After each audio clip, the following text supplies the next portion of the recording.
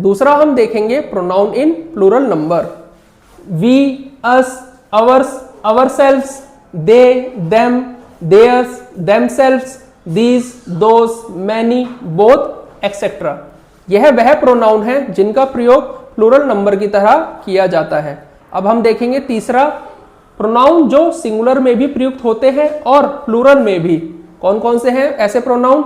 You, yours, all, some, none, who, whom, whose, which, what, etcetera. यह वह pronoun है जिनका प्रयोग सिंगुलर नंबर में भी और प्लूरल नंबर में भी किया जाता है। अब हम करेंगे नंबर का तीसरा part, number of the verb. Verb का नंबर का मतलब है कि क्रिया वर्ब वाक्य के सब्जेक्ट के अनुसार बदलती है।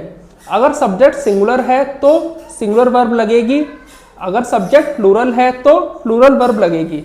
अब आगे हम इसे डिटेल में समझेंगे। जब सब्जेक्ट एक व्यक्ति, स्थान या वस्तु हो तो सिंगुलर वर्ब का प्रयोग होता है। आमतौर पर वर्ब में एस या ईएस लग जाता है। इसके हम कुछ एग्जाम्पल देखेंगे। जैसे ही रन्स फास्ट, यहाँ ही एक सिंगुलर सब्जेक्ट है इसलिए हमने वर्ब के साथ एस का प्रयोग किया, इसलिए ये क्या बन गया? रन्स। अगला एग्जाम्पल है शी ईट्स एन एप्पल।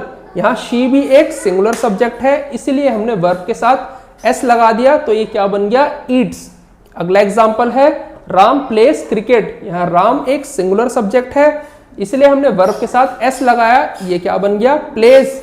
अगला एग्जाम्पल है सिया गोज टू मार्केट। यहाँ सिया एक सिंगुलर सब्जेक्ट है इसलिए हमने गो के साथ ईएस का प्रयोग किया, इसलिए क्या बन गया? गोज।